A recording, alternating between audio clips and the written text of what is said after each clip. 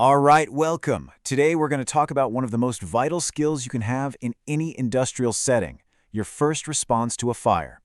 Seriously, knowing what to do in those first few seconds doesn't just keep you safe. It can be the single thing that stops a small problem from becoming a massive disaster. So let's jump right in. So picture this, right? There's a sudden flash, you smell that first wisp of smoke, but the alarms haven't even gone off yet. You've got seconds, maybe a minute tops, before this whole thing spins out of control. Your very first move is everything. So what is it? What do? That's exactly what we're going to figure out.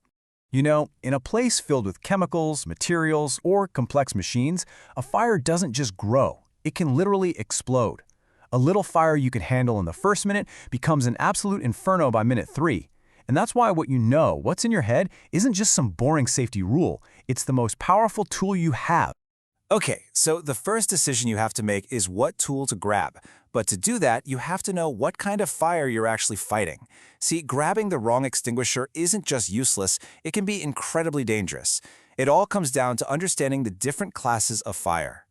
This table right here breaks down a super important fact. Not all fires are created equal. You fight a fire on wood or paper, that's a Class A, completely differently than you'd fight a solvent fire, which is Class B. And here's the one you absolutely have to remember. Never, ever use water on a live electrical fire, a Class C. Think of this as your cheat sheet for matching the right weapon to the right fight. Now, trying to remember all that in a stressful moment can be tough. So here's a really simple trick to lock in the most common ones. Just think, Class A is for the ash left behind by burning wood or paper. Class B is for the barrels that flammable liquids come in. And Class C is for electrical current. It's just a quick mental check that could save you precious seconds. Now, because most industrial sites have a little bit of everything, wood, liquids, electrical gear, you're most likely going to see this hero hanging on the wall, the ABC dry powder extinguisher. It's kind of like the multi-tool of fire safety, because it works on classes A, B, and C. It's built for versatility, which makes it a super reliable first choice in a complex environment. So you've figured out the type of fire, you've grabbed the right extinguisher, awesome. Now what? Knowing how to actually use the thing properly is the next critical piece of the puzzle. And luckily, there's a simple, universal 4-step method for that. It's called PASS. Let's walk through it. This might be the single most important technique you learned today. First, pull the pin. That breaks the little plastic seal. Next, aim the nozzle low, right at the base of the fire. You have to put out the fuel, not just the flames up high. Then, squeeze the handle to release the agent. Finally, sweep from side to side, covering the entire base of the fire until it's out. Just remember, pull, aim, squeeze, sweep. That's PASS.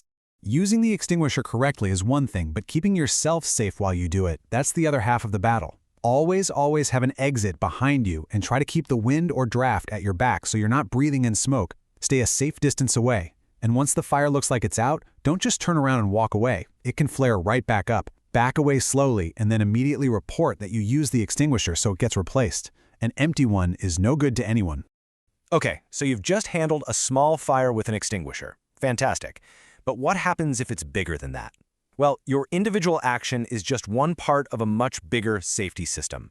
You are the first line of defense for sure, but you are not alone. It's really important to understand the two big categories of firefighting equipment. The portable extinguisher you hold in your hands, that's for your initial attack, to nip a small fire in the bud right when it starts. Fixed systems, on the other hand, are the building's own heavy-duty response for when a fire gets past that first stage. You've definitely seen these on the walls. Fire hose reels are a major step up from a portable extinguisher. They give you a continuous, powerful stream of water, and they're designed to cover a much larger area. They're a manual, next-level tool meant for trained personnel.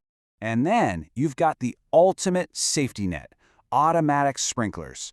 I mean, these things are the silent guardians of the building. They're activated by heat, so if a fire starts, the sprinkler head right above it will burst and release water to control or even kill the fire before anyone has to lift a finger. They are an absolute game changer for safety. So we've covered the tools, we've covered the systems, but none of it, absolutely none of it, works without the most important component of all, you. Your judgment, your awareness, and your mindset are what make everything else work. So here's the most critical point. You are not expected to be a hero. Your job is to fight a small, early-stage fire only if it is 100% safe to do so. The second that fire starts to spread, or if it's blocking your only way out, or if the smoke is getting thick, your priority changes. It is no longer about fighting the fire, it's about getting out. Part of having good judgment is making sure the tools are ready to go before an emergency, and that includes just being able to get to them. Standards say the top of an extinguisher can't be more than 1.5 meters from the floor. Why? To make sure anyone can grab it easily when every single second counts. Okay, let's pull all of this together into one final, super important action plan. If you remember only one thing from our talk today, please make it this four-letter word that sets your priorities straight in any fire. R-A-C-E. First, R is for rescue. Help anyone who is in immediate danger, but only if it's safe for you to do so. Next, A is for alarm. Pull that alarm on the wall and call for help. This step is non-negotiable. Do it every time. Third, C is for confine. Close doors behind you as you leave. It's amazing how much a simple closed door can slow a fire down by starving it of oxygen. And finally, E is for extinguish or evacuate. Notice fighting the fire is the very last option, and it's a choice.